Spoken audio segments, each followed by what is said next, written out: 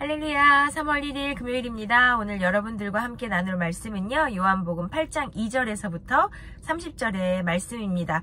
오늘 2절 처음 시작하는 데를 보니까 이른 아침에 라는 단어로 시작이 됩니다. 이 여자가요, 가늠을 하다 현장에서 잡혀서 예수님께 나아오게 됐어요. 근데 이른 아침에, 그래서 제가 이 여자는 밤새 그 나쁜 짓을 했는지, 아니면 아침에 눈 뜨자마자 새벽부터 그 나쁜 짓을 했는지 알 수 없지만, 정말 인간은 눈 뜨면서부터 죄인이라는 생각이 딱 드는 거예요. 눈 뜨면서부터 나쁜 짓을 하기 시작하는구나. 근데 다행인 것은 예수님께 나와왔을 때 어쨌든 그 일을 그만하게 되었죠. 그것이 은혜지 않을까라는 생각이 듭니다. 그런데 사람들은 그렇게 생각하지 않았어요. 이 여자를 벌해야 된다. 이 여자가 지금 나쁜 짓을 해서 발각이 됐다. 그럼 어떡하실 겁니까? 그랬더니 예수님께서 이 중에 죄 없는 사람 하나도 없다라고 얘기하시면서 죄 없는 사람은 이 여인에게 돌을 던져도 좋다. 이렇게 말씀을 하세요. 그랬더니 9절에 보니까 이 말씀을 듣고 마음에 양심을 가책을 느껴서 어른으로 시작하여 젊은이까지 하나씩 나갔대요. 근데 제가 이걸 보면서 이 어른이 먼저 나갔다는 이 말씀이 저한테 되게 은혜가 됐는데, 두 가지로 좀 생각을 해보게 됐거든요. 근데 첫 번째는요, 어른이라고 해서 죄가 없는 건 아니구나. 그러니까 신앙생활을 오래 하고 더 내가 많이 말씀을 읽고 조금 더 많이 알고 이게 죄고 이게 죄가 아니라는 거를 더 많이 알면 죄를 짓지 말아야 되는데, 그게 아니라 저만 해도 어른이라고 해서 죄를 안 짓는 게 아니라 어쩌면 그게 이제 죄가 누적이 돼갖고 누적 숫자가 더 많아서 그게 가책을 더 빨리 느끼게 되지 않는가라는 생각이 드는 거예요. 그리고 두 번째는요, 그렇게 느끼고 이게 많아질수록 사실 죄를 많이 지으면 더 이상 이것이 그 양심에 찔리지 않게 피부로 막 완전히 나 죄와 나는 이제 하나가 됐고 막 이렇게 그냥 너무나 당연히 생각하는 게 아니라, 이 어른이 먼저 나갔다는 이 말에 어른은 그래야 되는구나 라는 생각이 들었어요. 정말 좋은 어른은 이 이야기를 듣고 먼저 회개의 자리로 나아가는 게 그게 어른의 모습이라는 생각이 딱 드는 거예요. 저도 이제는 어른의 나이가 되었거든요. 이제 더 이상 아이라고는 할 수 없으니까, 그러면 내가 먼저 이 말씀 가운데 깨달으면 회개의 자리에 내가 먼저 나아가야 되는 거구나 라는 생각이 들었어요. 그리고 예수님께서 얘기하죠. Nobody can judge. 아무도 정죄할 수 없다. 나도 너를 정죄하지 않을 거다. 이렇게 그러면서 다시는 죄를 짓지 말아라 라고 여인을 보내죠. 근데 이제 처음에 1절에 보면 예수님께서 감람산에 올라가셨잖아요. 근데 이제 산으로 올라가시고 나서 12절에 다시 그들에게 말씀하셨다 이 얘기가 있는데, 사실 이 2절에서부터 이 11절의 이야기가 빠져도 되는 부분이거든요. 그러니까 감람산으로 가셨다. 그리고 그들에게 말씀하셨다. 너네는 나를 따르면 세상의 빛이 될 거야. 이렇게 얘기하시면 되는데, 굳이 이 사이에 이 가늠한 여인의 이야기를 넣으셨다는 거를 보면서 내가 정말 죄인인데, 나도 이런 가늠한 여인처럼 매일 죄를 짓고 사는 죄인이지만 내가 예수님을 따르면 세상의 빛이 될 수 있구나. 그렇다고 해서 내가 죄를 지어도 세상의 빛이 될 수 있으니 죄를 지어라가 아니라, 정말 이런 죄인인 나를 예수님께서 빛으로 만드시기 위해 이 땅에 오셨구나라는 그 은혜가 다시 한번 느껴져서 되게 감사했어요.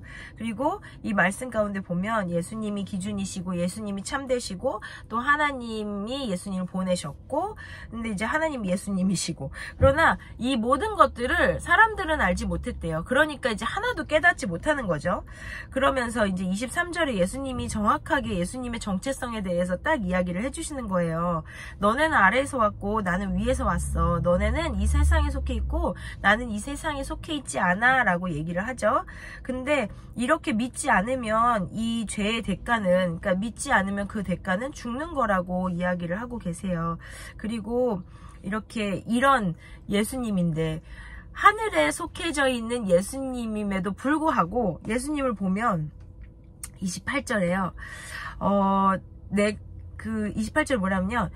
또 내가 아무것도 내 마음대로 하지 아니하고 아버지께서 나에게 가르쳐 주신 대로 말한다는 것을 알게 될 거다. 그날에 니네가 이렇게 알게 될 거야 라고 하는 걸 보면서 사실 23절에 정말 성육신으로 오셨잖아요. 이 땅에 하늘에 속해져 있지만 그런데 우리를 위하여 인간의 모습으로 오신 예수님께서 굳이 하지 않아도 될 인간의 모습까지 입고 오셨음에도 불구하고 그러면 화날 때 그리고 또 뭐 싫을 때 사실 십자가 지시기 전에 기도했잖아요. 나 너무 하기 싫지만 이게 아버지의 원이라면 하겠습니다 라는 기도하셨잖아요. 근데 진짜 28절에 보니까 내가 내 마음대로 하는 거 하나도 없고 아버지께서 나한테 가르쳐 주신 대로만 이렇게 말하고 한다라고 이야기하고 계시는 걸 보면서 와 진짜 예수님도 이렇게 성육신한 하늘에 속해져 있는 예수님도 하나님께 순종을 하며 나아가는데 내가 뭐라고 순종 안 할 일이 뭐가 있나라는 생각이 딱 드는 거예요. 나는 왜 이렇게 순종을 안 하면서 살고 있지? 그러면 내가 오늘 어떤 순종을 해야 할까라는 거를 좀 질문을 해봤어요. 첫 번째는요. 이른 아침에 내 죄를 자복하는 일이었어요. 여기 2절에 보면 아까 제가 얘기했던 그 이른 아침에라는 단어가 있잖아요.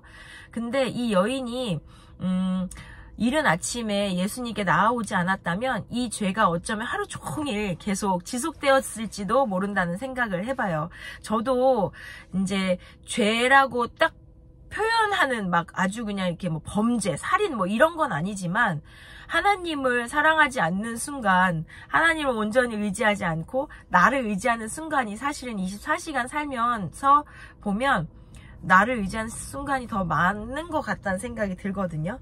근데 하나님은 하나님보다 다른 것들을 섬기고 하나님을 사랑하지 않을 때 그걸 죄라고 표현을 하시는데 때로는요.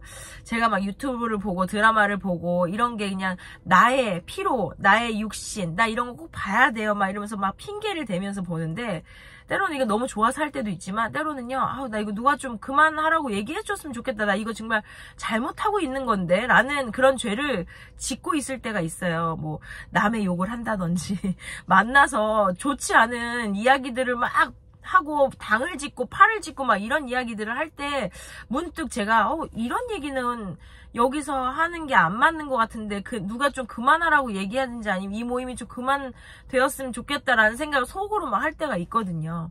근데 저한테 이렇게 보면서 이른 아침에 예수님을 만난 이 여자는 진짜 은혜라는 딱 생각이 드는 거예요. 자이든 타이든 어쨌든 그만하게 되었잖아요. 죄를.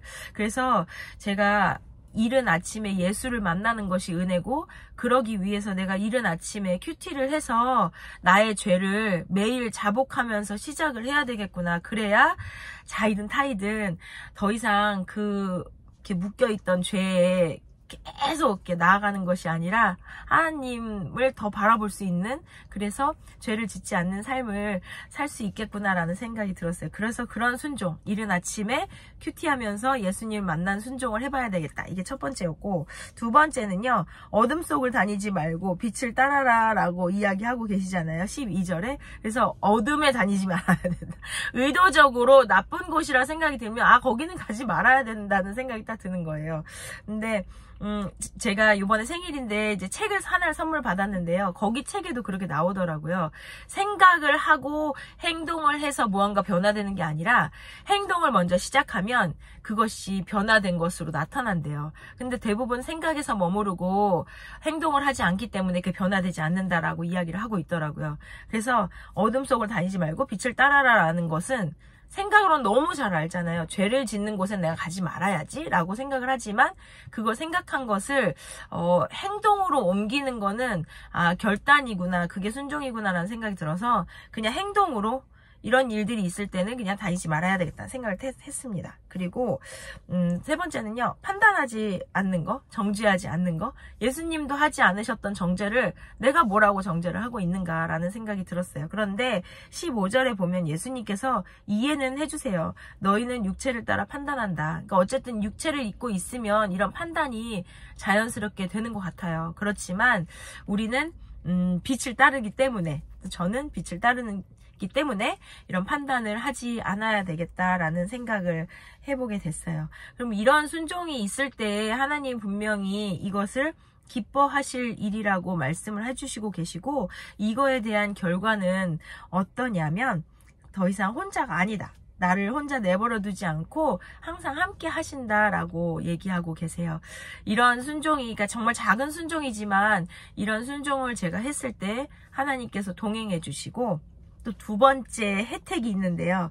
이 혜택은요, 이 말씀을 듣고 많은 사람이 예수를 믿게 되었대요. 그러니까 이런 작은 순종이지만 이런 순종을 통해서 많은 사람이 예수님을 믿을 수 있는 결과가 따라온다면 이 순종할 만할 것 같아요. 그래서 내일부터는 이제 또 다시, 제가 요새 아침에 계속 큐티 했다고 했잖아요. 근데 또 요새 시간이 없다는 핑계로 잘 하지 못했었어요. 그리고 애들 도시락 싸주고 라이드 끝나면 9시인데 그 이후에 또 무언가 책을 잡는 거는 다른 일정을 소화하기 위해서 시간이 또 짬이 나지 않는 거예요. 그래서 안 되겠다. 다시 결단하고 이른 아침에 큐티를 해서 예수님을 만나 나의 죄가 회복되는, 자복되는 그런 시간이 꼭 무조건 가져야 되겠구나. 그리고 판단하지 않고 어둠 속을 다니지 않는 하루를 보내야 되겠다라는 결단을 해보게 되었습니다.